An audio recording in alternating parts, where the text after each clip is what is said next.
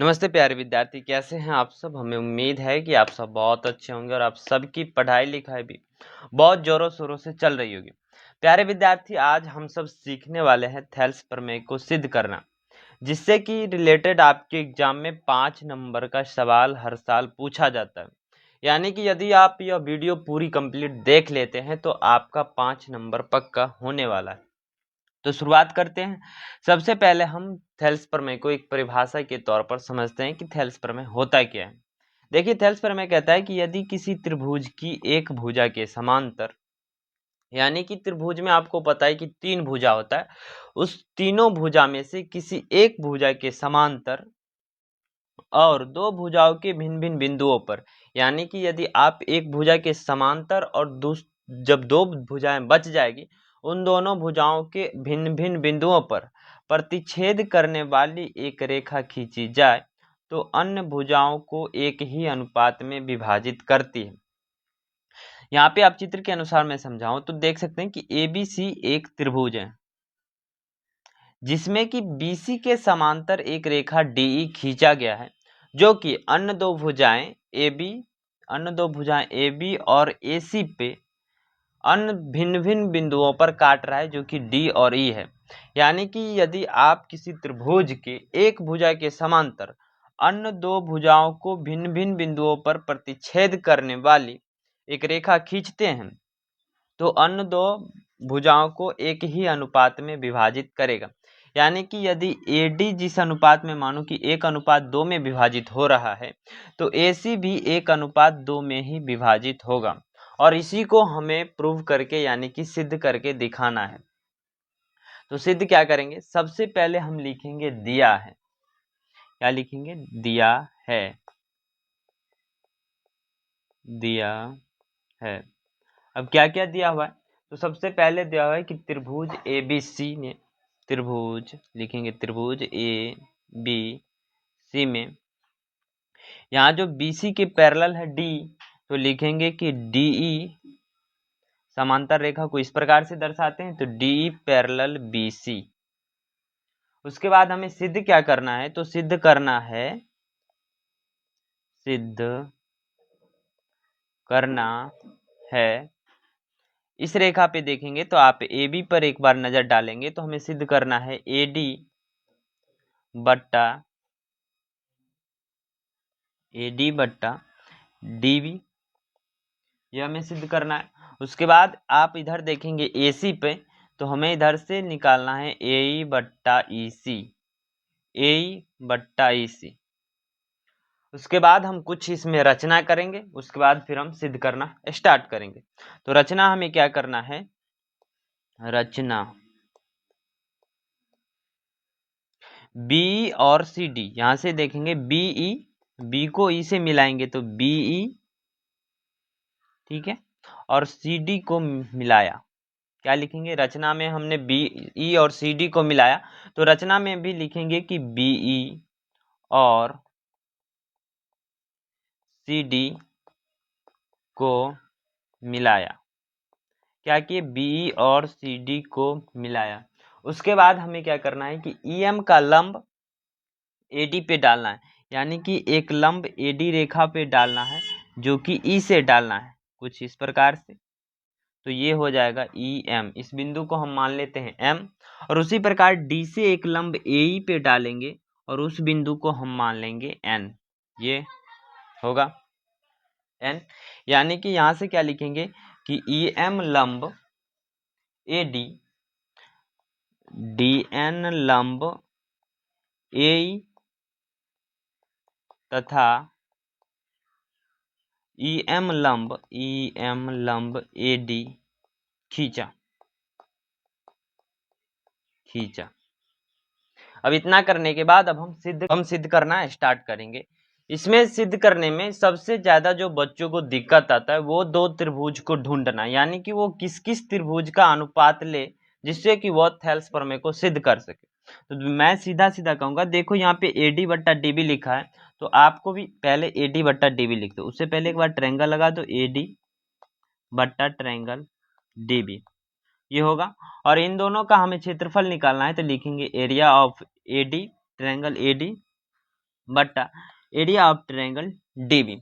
अब दो बिंदु लेने से तो त्रिभुज बनता नहीं है, तो देखो एडी यहाँ है, एडी यहाँ से यहाँ है, और डीबी कहाँ गया, तो डीबी यहाँ से यहाँ, एडी बट्टा डीबी, तो एडी बट्टा डीबी हो गया। अब हम इसका क्षेत्रफल निकालेंगे, तो इसका क्षेत्रफल क्या होगा, तो आप जानते हैं कि त्रिभुज का क्षेत्रफल जब आधार और ऊंचाई दिया हो तो 1/2 गुने आधार गुने ऊंचाई होता है।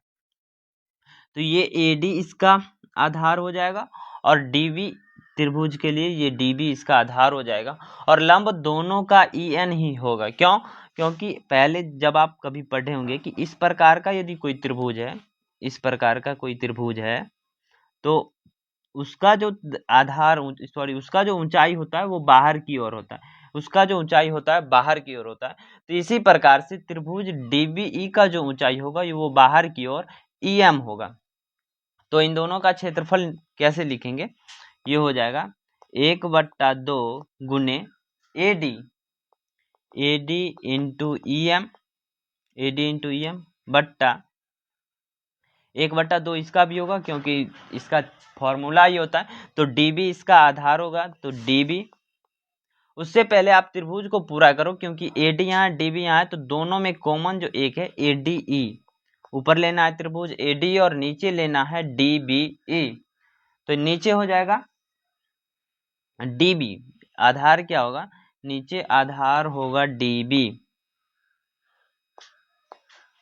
क्या आधार होगा, नीचे आधार होगा DB गुना में EM, इसका भी ऊंचाई EM ही होगा। ठीक है, अब आप देखेंगे ऊपर भी EM है तो EM से EM कट जाएगा, 1/2 ऊपर भी है तो 1/2 से ऊपर भी कट जाएगा, यानी कि ऊपर बचेगा AD बट्टा DB। क्या बच जाएगा आपको, AD बट्टा DB। ये आपका पहला समीकरण हो गया।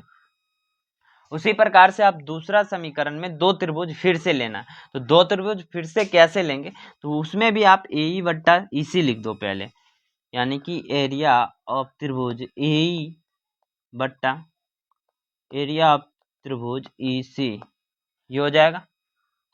अब AE यहाँ से गया AE और यहाँ से आया EC, तो इन दोनों में एक और जो बिंदु लेना है वो लेना है आपको यहाँ से D, पहले E लिया था अब लेना है D, यानी कि ये हो जाएगा त्रिभुज AED और नीचे हो जाएगा त्रिभुज ECD। फिर से हमें इन दोनों का क्षेत्रफल निकाल देंगे, तो इसका क्षेत्रफल हो जाएगा 1/2। AED त्रिभुज देखो AED, A यहाँ से आया A और यहाँ से E और D तक जाएगा D, तो इसका जो आधार हो जाएगा वो होगा A, और DN जो हो जाएगा ये इसका ऊंचाई होगा, DN इसकी ऊंचाई होगा। तो इसको लिख सकते हैं 1/2, आधार के जगह पे A और ऊंचाई की जगह पे EN होगा। नीचे वाला त्रिभुज यानी कि त्रिभुज ECD, त्रिभुज E यहाँ से C और D, त्रिभुज ECD, इसमें इसका आधार हो जाएगा EC, आधार क्या होगा EC, तो इसको क्षेत्रफल लिखेंगे 1/2 गुने EC गुने ऊंचाई इसमें भी इसके बाहर की ओर होगी, तो यानी कि इसका भी ऊंचाई होने वाला है EN इसकी ऊंचाई हो जाएगी। अब EN से EN ऊपर कट गया, ऊपर नीचे 1/2 से 1/2 कट गया, तो यहां से क्या बच गया आपका AE बट्टा EC बच गया। क्या बच गया, AE बट्टा EC, AE बट्टा EC, और ये आपका समीकरण 2 हो गया, समीकरण 2 हो गया।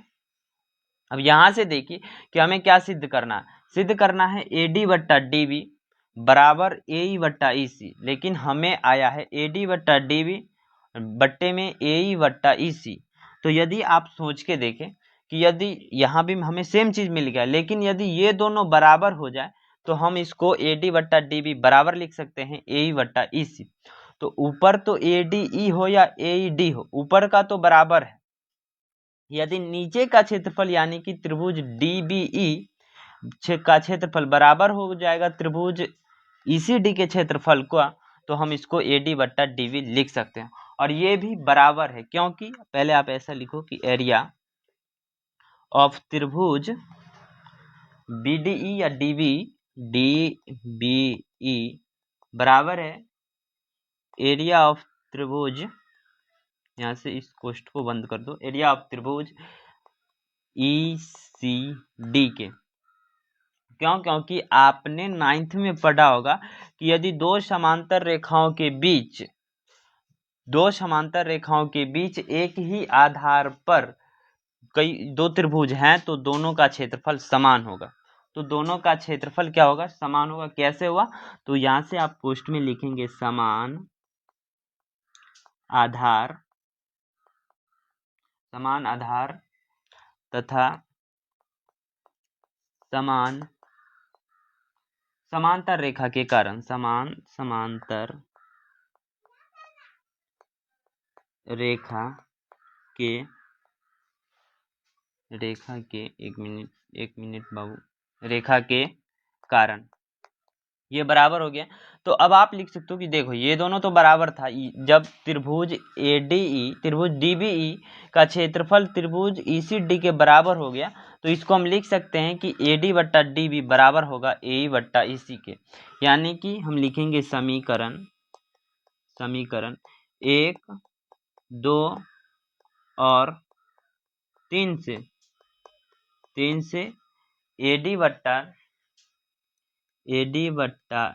DB बराबर है AE बट्टा EC के। किसके बराबर है? तो AE बट्टा EC के बराबर है। हम लिख सकते हैं इसे प्रूफ। बस कुछ नहीं था, बहुत छोटा सा था। सबसे ज्यादा दिक्कत जो मैंने बताया कि आपको त्रिभुज चुनने में होता है। यदि आप यहां तक भी समझ गए होंगे कि कौन कौन सा त्रिभुज लेना है तो अब आप खुद से इसे प्रूफ कर सकते हैं। हमें उम्मीद है कि आप सबको यह वीडियो बहुत अच्छा लगा। प्यारे विद्यार्थी, आप अपने दोस्तों तक जरूर शेयर कर दीजिएगा और अगले वीडियो के लिए आप चैनल को सब्सक्राइब करके बेल आइकन जरूर दबा लेना।